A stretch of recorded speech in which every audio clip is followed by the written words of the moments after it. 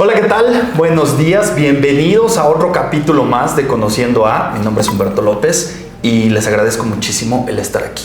El día de hoy tengo una invitada de lujo. Ella es CEO de Brain, Laura Rubalcaba. Laura, muchas gracias por aceptar. Qué gusto estar contigo y con ustedes gracias por este esfuerzo. Laura, 26 años de Brain. Yo los digo muy fácil ahorita, pero es una vida. Es muchísimo, muchísimo. Ya en pocos meses cumpliremos 27, así es. Cuéntanos un poquito, vámonos ahora sí que a los cimientos, al inicio. Cuéntanos sobre Brain, sobre la historia de Brain. O sea, ahorita nosotros lo vemos posicionado dentro del top 5, yo creo, sin miedo a equivocarme, ¿no? De las agencias de investigación. Pero cuéntanos esos inicios, cómo se da, cómo está esa historia de Brain. Ok, bien, nosotros arrancamos y empezamos Brain, fundada por Abraham Nadelsticher y por mí, básicamente, y veníamos de otra empresa que se llama Pearson y que existe actualmente, claro. Porque Bumi era, como le decían a Abraham, era socio de Manolo, entonces se separan y nosotros arrancamos Brain. Lo arrancamos en, me acuerdo perfecto, cajas de cartón, computadora encima de las cajas de cartón, porque de repente tuvimos ya que salirnos, los rollos de la alfombra estaban por aquí y por allá. Ya teníamos un staff dentro de la empresa porque veníamos de otra empresa. De repente me acuerdo perfecto que levantamos el teléfono porque sonó una llamada y de repente se oía pirururu. Era un fax. Okay. Y no teníamos fax y dijimos, tenemos que correr a comprar un fax. Entonces, claro que el arranque fue abrupto en términos de las instalaciones, pero ya teníamos dos cosas claves. Una era la estructura de la empresa, o sea, teníamos gente que era investigadora, que sabía de cuantitativo, que sabía de todo esto que teníamos que estar haciendo en el día a día, y veníamos de ya varios años de estar en Pearson dando servicio a clientes. Y por otro lado, que me pareció siempre muy, muy, muy relevante, fue el apoyo de clientes para arrancar la empresa. Okay. Hubo clientes claves, uno de ellos Unilever, me acuerdo muy bien de Helen Canarek, que le mando un gran saludo si es que llega a ver esto, pero fue un elemento clave para poder decir, vamos hacia adelante y tenemos un soporte pues para generar un negocio, ¿no? Okay. Entonces, este fue el arranque. Evidentemente en esas épocas no éramos tantas empresas. Yo me acuerdo que en Amay no llegábamos ni a 20, por ejemplo. Nosotros fuimos socios fundadores de Amay, entonces teníamos una alta participación dentro del gremio. Y esto quería decir que, bueno, liderábamos proyectos, por ejemplo, que viene en la industria, ¿no? O el congreso, o éramos referente de varios de los clientes para hablar sobre diferentes temas. Entonces, era una industria más pequeña. Mucho más pequeña, mucho más cercana. Okay. O sea, teníamos mucho contacto entre, digamos, la gente que eran los líderes de la empresa y con los clientes también. Completamente diferente, con tiempos diferentes, ¿no? Porque mandábamos los cuestionarios por fax, por ejemplo, para el tema de las correcciones y regresaba. Entonces, un proyecto se tardaba muchos meses. Okay. Campo face to face. Realmente no eran proyectos tan multipaíses, mucho más centrados en México. Y finalmente, bueno, pues decir que era una industria mucho más pequeña. Y así es como arrancamos en Brain. Ustedes, en este arranque, bueno, a mí me tocó las oficinas de allá de Ejército Nacional. Claro, ¿no? Estaban sí. Ahí, luego se cambiaron a Condesa, ¿no? La primera oficina fue en Presidente Mazarik. Ok. Ahí fue donde era este caos de trabajar encima de cajas de cartón. Después ahí ya no... Abrimos un centro telefónico y abrimos unas cámaras de GESEL. El cualitativo de las cámaras se llamaba BrainQ. Okay. Y el centro telefónico BrainTel. Y estaban por atrás de donde hoy en día están las oficinas de BBVA nuevas, con un granjero. Sí, no me acuerdo cómo se llama. Pero bueno, cerca de Polanco. Okay. Y después nos fuimos justamente a lo que vendría a ser la parte de Ejército Nacional, donde ya necesitamos pues unas oficinas más grandes porque fue creciendo el equipo. Arrancamos 6, 7 personas probablemente. Okay. Y cuando nos cambiamos de Ejército, pues ya éramos como 50, ¿no? Ahí tenías Katy también. El Katy siempre estuvo allá, correcto. Ahí sí quiero hacer una pausa porque, y quiero que nos cuentes, ¿no? ¿Cómo es operar un CATI? A mí se me hace algo caótico que alguna vez me propusieron hacerlo y les dije, no, muchas gracias. ¿Cómo es entrar de lleno a un CATI? Mira, es más caótico operar campo. ¿Ah, sí? Mucho más caótico operar campo. Creo que en CATI, como en la gran mayoría de negocios, un tema clave es la gente. Y la gente son los operadores, que es el músculo de la empresa, en términos de una buena capacitación, por un lado, y esto es estar cerca de la gente y estar dando entrenamiento continuo y tal. Y por otro lado, también tener un buen nivel de compensación. Sin duda alguna monetario, pero también en otras cosas. O sea, la parte de los horarios, por ejemplo, que puedan ser horarios flexibles para ellos. Nosotros teníamos estudiantes, o de repente teníamos amas de casa, o de repente... Entonces, hay estos públicos en ese entonces que eran muy leales a ese trabajo porque no había tanta flexibilidad de horarios en muchas otras alternativas de trabajo. Eso fue una buena fórmula, correcto. Entonces, sí, porque siempre he imaginado que la rotación de personal en campo matan a la abuelita un día sí y el otro también, y entonces campo es mucho más caótico, sin duda alguna. Listo.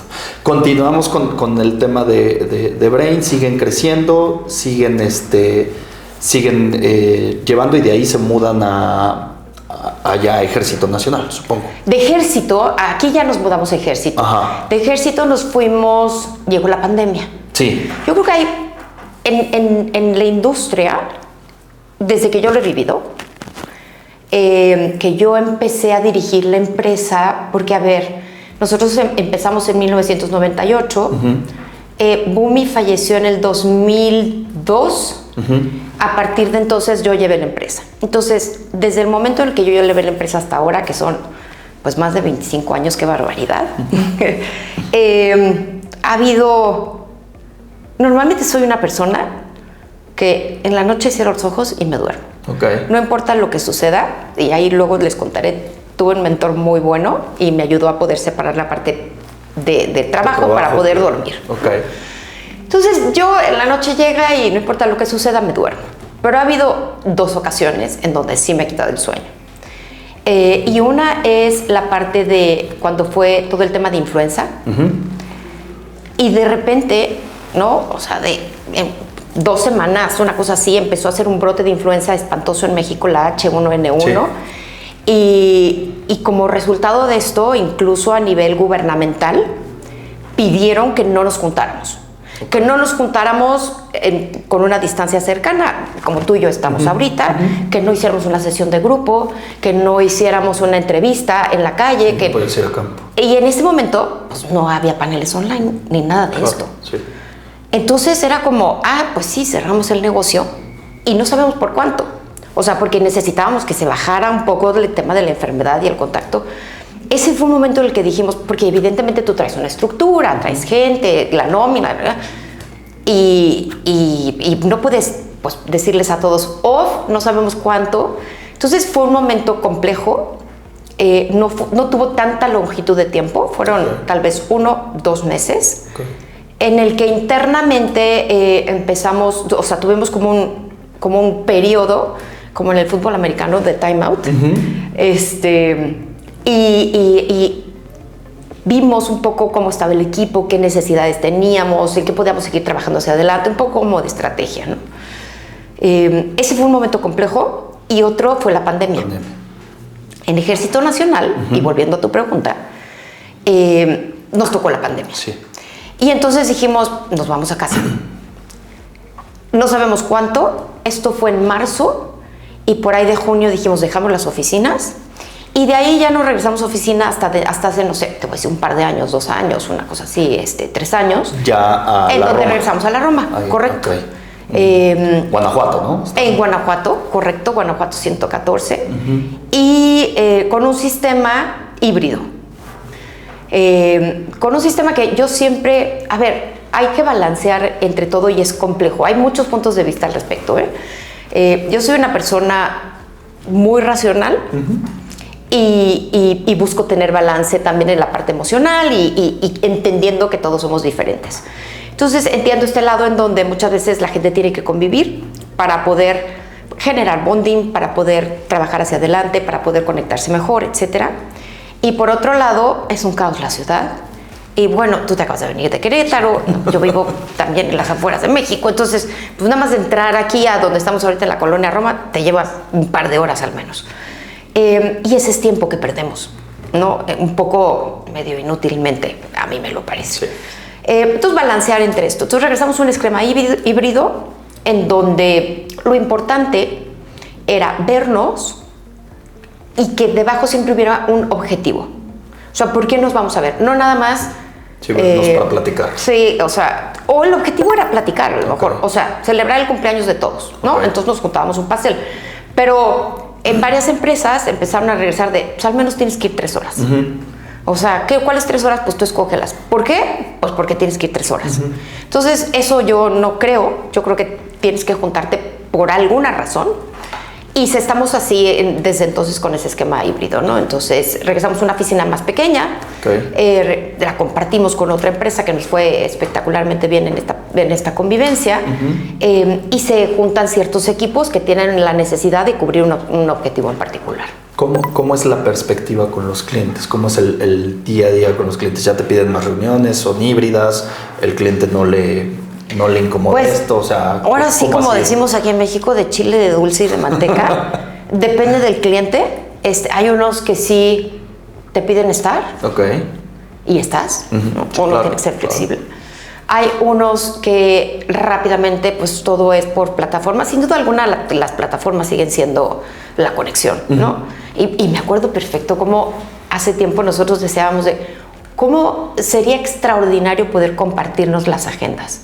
Porque era de, necesito una reunión contigo. Sí. Entonces, por favor, dime cómo... ¿Cuándo estás disponible? ¿Cuándo estás disponible, no? Entonces, ahí la agendita ahí. El lunes a las 4, no, porque aquí ya me dijeron. Entonces, en lo que decías eso y el otro veía la agendita, era muy lento. Hoy en día, pues es maravilloso. Partes el calendario y vámonos. Maravilloso. Entonces, así como es maravilloso, pues las plataformas ayudan con muchos clientes. Con muchos nos conectamos. La verdad es que... le hace por Meet, por Teams, por cualquiera de estas y se solucionan temas. Y cuando hay cosas más de fondo, probablemente sí nos juntamos físico. Okay. Pero creo que existe esa sensibilidad entre todos, y aquí no importa si son clientes, pero entre personas creo que esto será mejor que lo abrimos en físico y creo que esto será mejor que nos vamos rápido y lo hacemos online, ¿no? Okay. Entonces, ambas funcionan. Brain, y bien. ¿Brain tiene gente fuera? O sea, ¿tienes gente en el exterior? Nosotros, bueno, una persona fuera de la Ciudad de México, sí. Nuestro estadístico, que es espectacular, trabaja en Aguascalientes. Okay. De hecho, creo que nunca lo hemos conocido físicamente. ¿Ahora qué me dices? O sea, digo, lo conozco perfecto, pero no lo conozco en persona. Ahora va a venir, este viernes vamos a tener justamente un team building de arranque de año. Okay. Y sí, o sea, hicimos todo para tratar de estar en físico todos, ¿no? Entonces, bueno, está este estadístico. En Aguascalientes está una persona, uno de nuestros científicos de datos, está en León. Él sí lo conozco porque tuvimos unos partidos de fútbol y vino y jugó muy bien fútbol. Una persona está en Alemania, otro de nuestras personas de algoritmos y programación. Entonces él está en Alemania y otra persona está en Miami. Que también es de la parte, curiosamente muchos, está el estadístico y los de científicos de datos, los de la parte de AI, están en Miami, en Alemania y en León. Un poco tal vez curiosidad, coincidencia o define el perfil. Casualidad. Pero así es esto. En algún momento, en alguna entrevista que te hizo Claudio, hablabas sobre las guerreras de Brain. Sí. Cuéntanos un poco más acerca de ello. ¿Esto es porque tú eres mujer y como CEO impulsas eso? ¿Es porque se dio de una forma natural? ¿O por qué es este empuje sobre las mujeres, ¿no? Dentro de Brain? Bueno, yo creo que las mujeres es un gran tema. Y sin duda alguna, yo coincido con aquellas que opinamos que somos diferentes, desde biológicamente, y hay rasgos con los cuales somos diferentes, ¿no? Y esto, como todo en la vida, tiene ventajas y desventajas. Sin embargo, número uno, la industria es más de mujeres que de hombres. Me parece que la incidencia de las mujeres, y hablando de números, es mayor que la de hombres. Tenemos una presidenta en Amay. Tenemos una presidenta en Amay, estás entrevistando a una mujer. Entonces, incluso pensando en el tema de paridad de género, yo empujo mucho porque tengamos hombres en nuestro equipo y me cuesta trabajo. Entonces, y alguna vez platiqué con una CEO de American Express y me decía, tienes que seguir buscando. Porque le decía, si encuentro buen talento de mujeres, pues ya ahí lo tengo. Me decía, no, tienes que seguir buscando hombres. Entonces, creo que uno de manera natural se da más el contacto con mujeres porque es más la incidencia de mujeres. Somos más un gremio de mujeres. Okay.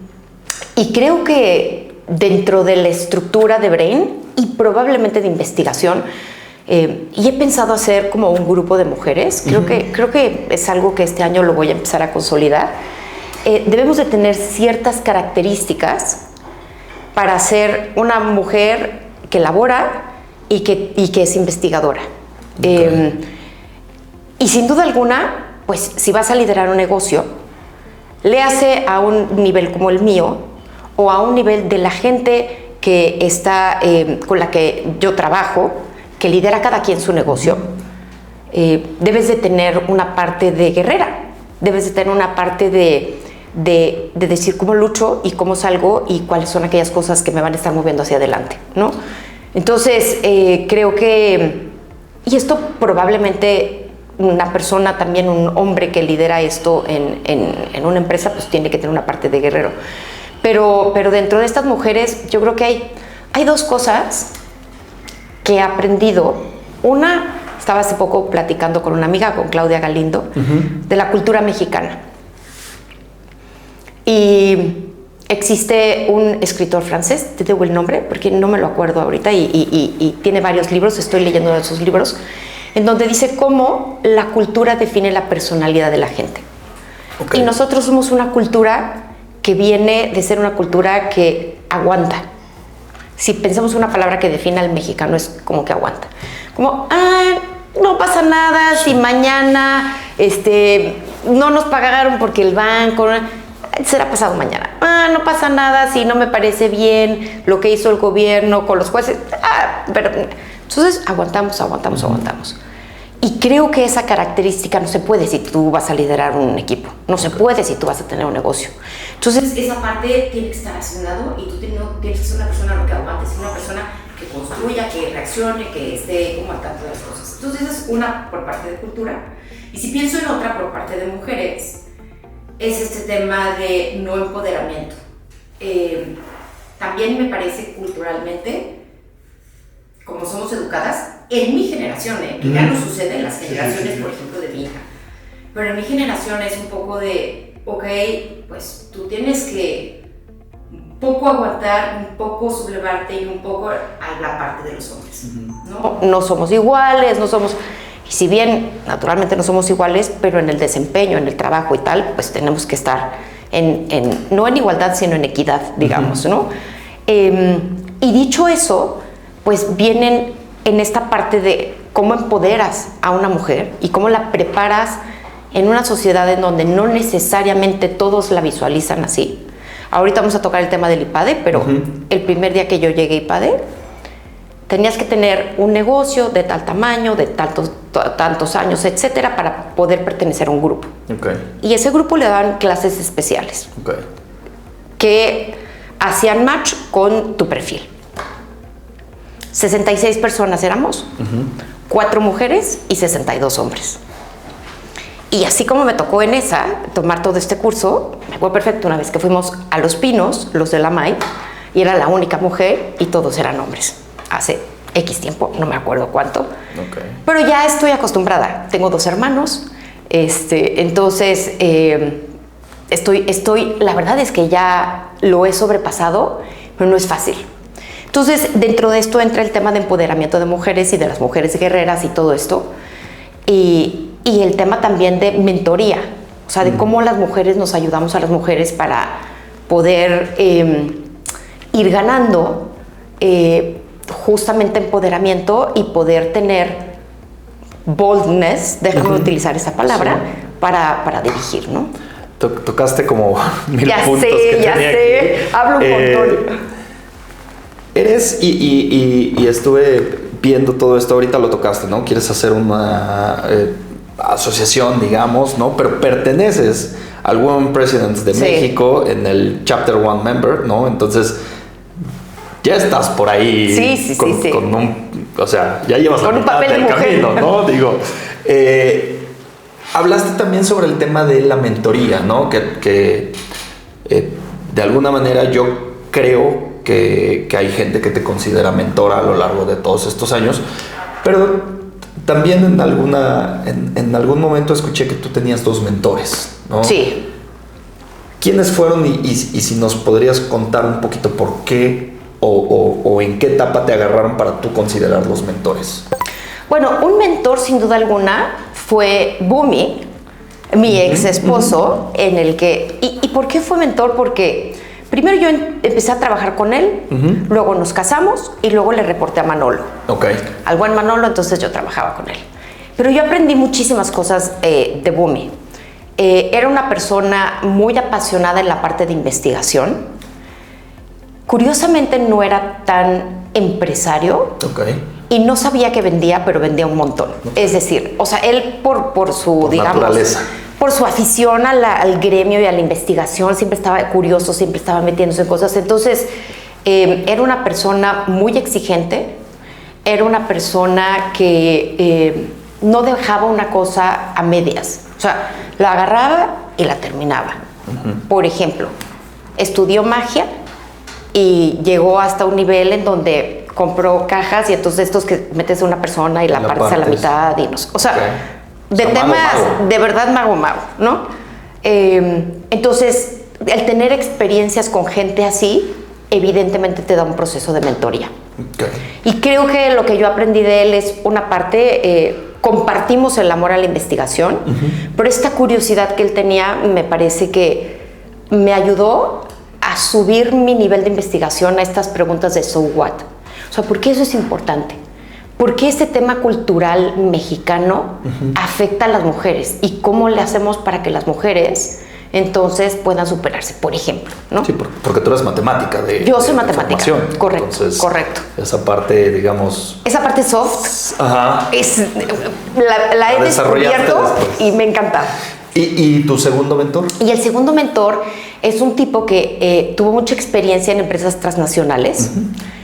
Y yo lo conocí y ya no trabajaba en esos momentos en estas empresas transnacionales. Entonces nos hicimos amigos. La verdad tengo extraordinarios amigos. O sea, para mí, como nuevamente el contacto con los hombres es espectacular. Entonces me empezó a dar tips y luego le empecé a integrar como consejero de la empresa. Okay. Y realmente me parece que es un tipo brillante. Y es un tipo brillante un poco por su estrategia y su visión mucho más amplia a profundidad, de negocio, de problemas, de crecimientos, de diferentes cuestiones, de innovación, en fin, ¿no? Él fue, por ejemplo, una de las personas que metió en mi cabeza el tema de innovación. O sea, siempre tenemos que crecer y tenemos que estar... Hay varios temas en los que puedes tú tener ventaja competitiva. Y tú seleccionas cuál, ¿no? Que haga también fit con tu marca y con lo que quieres hacer hacia adelante.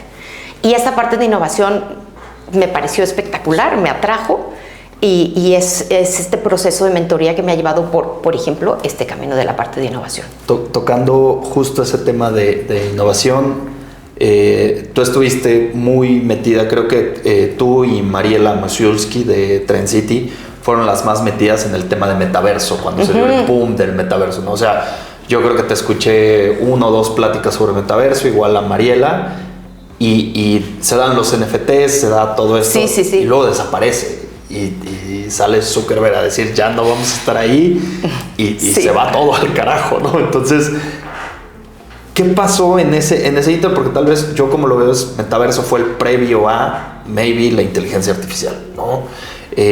O maybe a la realidad virtual, realidad aumentada, etcétera. ¿Cómo viste tú ese boom chiquito del metaverso y cómo lo viviste tú como empresaria? Porque seguramente tuviste proyectos ahí metidos, ¿no? Sí, a ver, la innovación, como bien hay un libro que se llama algo así, es relacionado con System One, del pensamiento y tal. La innovación es difícil. Es decir, todos estamos muy atraídos por el tema de innovación, pero la adopción de la innovación es difícil. Entonces, y por ahí dicen que tiene que tener 80% de familiar y 20% de nuevo. O sea, adoptamos aquello que nos es más familiar que nuevo. Okay. La parte de metaverso es terriblemente unfamiliar, diría. O sea, no te es familiar. Es una experiencia completamente diferente.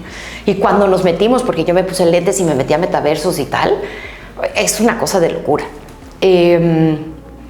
Primero, me parece que decir que vivir eso, yo ya estoy condicionada a entender como los comportamientos. Okay. O sea, si voy al súper, si vengo en el coche y veo que la gente se comporta de cierta, o sea, ya como que tu chip está así. Okay. Entonces, evidentemente, el entrar en un entorno diferente de convivencia, de tocar puntos de la vida de los otros, eso te da una experiencia diferente. Entonces, primero a mí, como persona, dije, wow, o sea, como que esto sí implica un concepto diferente de la vivencia humana, okay, ¿no? Porque potencializa ciertas cosas y tal. Creo que Coca-Cola es, por ejemplo, una marca que se metió mucho también en la parte de metaverso. Sí. Y Begoña, hasta donde tengo entendido, sigue haciendo cuestiones, cosas con lo que tiene que ver con metaverso. Yo creo que metaverso bajó la velocidad, pero no se ha ido. Okay. Y yo creo que en algún momento sí va a seguir dando como experiencias. Okay. Entonces, ¿qué me permitió la parte de metaverso? Entender un poquito más cómo somos como personas y lo que estamos buscando. Y lo que estamos buscando en términos de la implicación que tiene la tecnología en hoy en día nuestras vidas, ¿no? O sea, buscas mucho más experiencias, más allá que simplemente una cuestión. Y estamos preparando un documento para lanzar sobre tendencias, pero un poco el tema en esto es cómo vamos de un consumo básico a un consumo de experiencias. Un reloj, ¿no? Te da la hora, pero hoy en día el reloj no te da la hora. El reloj ya te tienes que parar porque llevas 20 minutos platicando con Humberto, ya, o sea, consumiste quién sabe cuántas calorías, ¿no? Ya te tienes que dormir, o sea, ya es una cosa completamente diferente y te lleva a una experiencia en vez de ser como un producto, digamos, ¿no? Bueno, habemos quienes todavía somos a la antigüedad. Algunos, sí, probablemente, correcto. Entonces, vaya. Eso es un poco lo que nos dio metaverso. Sí, trabajamos con algunas marcas, platicamos, nos acercamos como con marcas, como que la gente está ávida de saber esas cosas. Y ahora, o sea, todo el mundo, y lo hablábamos desde la IMASA en España, lo hablamos en ESOMAR, inteligencia artificial, ¿no? Todo el mundo era como pum, pum, pum, pero y ha permeado muchas cosas la inteligencia artificial, obviamente. Quisiera que nos hablaras desde el punto de vista de la industria del research como tal, ¿cómo Brain o cómo tú ves a la inteligencia artificial dentro del research? O sea, ¿dónde sí, dónde no? ¿Hasta dónde estamos topados, no? Porque de repente a mí llegaban y me decían, Humberto, ¿qué está haciendo Question Pro con la inteligencia artificial? Pues estamos haciendo esto y esto, pero hasta ahí, ¿no? O sea, los cuantitativos y demás, pues se siguen haciendo a través de un cuestionario estructurado con preguntas, con esto, con otro. Entonces, ¿qué nos podrías decir sobre la inteligencia artificial dentro del research? Hay dos partes. Una es interna hacia la operación y otra es sobre las cosas que puedes analizar. Okay. Y me voy a ir a la parte de analizar. Y después regreso a la parte de operación. Lo que te ayuda inteligencia artificial es que te potencializa, por ejemplo, una de las cosas que hace es te potencializa la capacidad de analizar cosas. Okay. No es que sea ciencia oculta. Y un poco, incluso el metaverso era como más magia negra que lo que es la inteligencia artificial realmente. Inteligencia artificial te permite, por ejemplo, tener grandes bases de datos o grandes bases de información o tal. Y bajarlas. Procesarlas e ir aprendiendo a través de esto. Y entonces poder estimar cosas a través de esto o poder generar escenarios a través de esto y tal, ¿no? Entonces, me parece que a diferencia del metaverso, por ejemplo, la inteligencia artificial es, llámale una herramienta poderosísima que te ayuda a generar resultados o investigar de manera diferente de lo que normalmente venimos haciendo. Y a ver, nosotros el 100% lo hacíamos face to face, con nuestras tablas y con nuestros cuestionarios. Y después empezó online y todo el mundo dijo, hijo, es que online, qué angustia, bla, bla. Y hoy en día, pues, está la parte online. Y entonces son herramientas que se van poniendo sobre la mesa y algunas se quedan y algunas se van. Pero yo sí considero que es muy potente y que ayuda a analizar de manera diferente o analizar cosas que no hubieran sido posibles analizar. Okay. Por la cantidad de data, por la complejidad, etcétera, ¿no? ¿Y entonces, en la parte operativa? Entonces, eso nos ayuda a un montón de cosas. Nosotros estamos haciendo ahorita, rápidamente comentar, por ejemplo, el tener la capacidad, y estamos por lanzar un proyecto en donde tú puedes entender los journeys de navegación, por ejemplo, a través de la estructura de los URLs. Okay. ¿No? Que, pues eso, como jamás. Y así se dice, pero detrás hay un chorro de estructura que tampoco es así que me desmaye y me vaya a un metaverso para poder procesar todo. Dentro de la parte operativa, así como en la investigación, seguramente muchas otras empresas, y hoy en día un tema crítico es tiempo. Sí. Te ayuda un montón en temas de tiempo, para cualquier cosa, ¿no? O sea, yo puedo venir y decir, mañana tengo una entrevista con Humberto, ¿cuáles son los temas? Y te lo puede llegar a sacar. Y yo estos temas que estuve pensando, lo hice en un proceso de thinking de 1 hora en lo que salía de mi casa a tu casa, de acá, pero lo puedes meter en cualquier plataforma de inteligencia artificial y si es Copilot, si es Gemini, si es ChatGPT, la que sea, y te va a ayudar, pues, rápido. Para eso y para muchas otras tareas. Entonces, creo que nosotros estamos muy involucrados, ya llevamos varios cursos y tal, para ver cómo vamos potencializando nuestro trabajo de operación interna con la parte de inteligencia artificial. Super. Sí, maravilloso, ¿eh? Y de ahí, luego sigue una cosa que se llama Quantum, que está impresionante, pero vamos poco a poco. Perfecto. Para ir cerrando nuestra entrevista y nuestra plática, me gustaría que nos contaras, ¿no? Que realmente nos dieras, si quieres verlo como un consejo, es ¿qué has aprendido que sea clave y que pudieras compartir con alguien más, ¿no? Que si pudieras, o sea, volvemos a esa mentoría, sí. Decirle a alguien, mira, ahí te va, esto me hubiera gustado que a mí me hubieran dicho hace 26 años, maybe. 3 cosas. Una, hay mucha gente que de repente se acerca y me dice, oye, ayúdame en esto.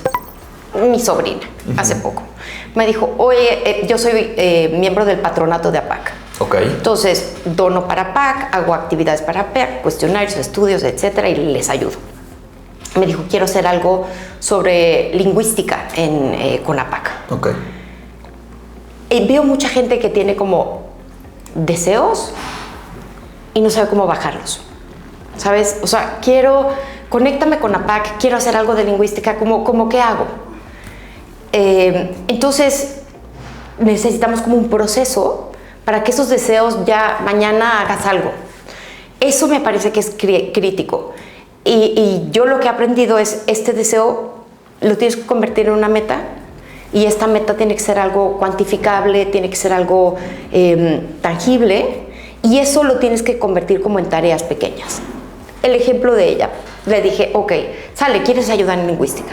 ¿Cuál es como tu objetivo? ¿Qué es lo que quisieras? Bueno, pues, por ejemplo, tan grande como ayudar a que los mexicanos que tengan temas, por ejemplo, de capacidades diferentes como es APAC, puedan comunicarse. Muy bien. Entonces, dicho esto, ¿cómo lo puedes bajar realmente a un objetivo más tangible? Pues desarrollar tecnología barata. Perfecto. Ahora, ¿cómo hacemos tareas para la...? Entonces, como todo este proceso, hay ya un montón de información. Creo que vale la pena que los chavos se metan y busquen bajar ese deseo. Ese deseo. Hay un libro maravilloso que se llama Atomic Habits y habla de cómo si tú tienes un objetivo y tú logras, establecer como puntos del camino, incluso si se te olvida el objetivo y cumples los puntos del camino, vas a llegar. Okay. Es más gordo el camino que a veces el objetivo como tal. Entonces, bueno, esa sería una. Otra es la parte de mentoría. Y dentro de mentoría también yo lo hago extensivo a las mujeres, ¿no? O sea, que mujeres nos apoyemos en mujeres. Creo que eso es una parte muy importante, especialmente en la cultura mexicana. Y además, hoy en día, con todo este tema de equidad de género, tenemos algunos beneficios maravillosos que yo digo hay que aprovecharlos, ¿no? Es momento de... Son momentos. Hoy en día, por ejemplo, soy también miembro del board de la AVE. Como vicepresidente, ¿no? Vicepresidente ya fui y ahora me volvieron a renombrar como parte del board. Van cambiando los roles, pero ahí hay un tema en donde dan preferencia a la parte de equidad de género y tenemos una buena oportunidad entonces las mujeres. Evidentemente no creo que debamos de ser seleccionadas porque hacen falta mujeres, sino porque tenemos talento, pero una vez que estamos ahí, creo que tenemos mucha responsabilidad y mucho compromiso y tenemos que hacer como un alto embracement para dar diferencias, hacer la diferencia dentro de esto. Y listo. Con eso tendríamos. Con eso tendríamos. Muchísimas gracias, Laura. La verdad es que fue una plática muy, muy bonita. Me gustó bastante. Qué bueno. A mí también. Les queremos agradecer. Este fue nuestro capítulo de Conociendo con Laura Rubalcaba. Gracias por acompañarnos y nos vemos en la próxima.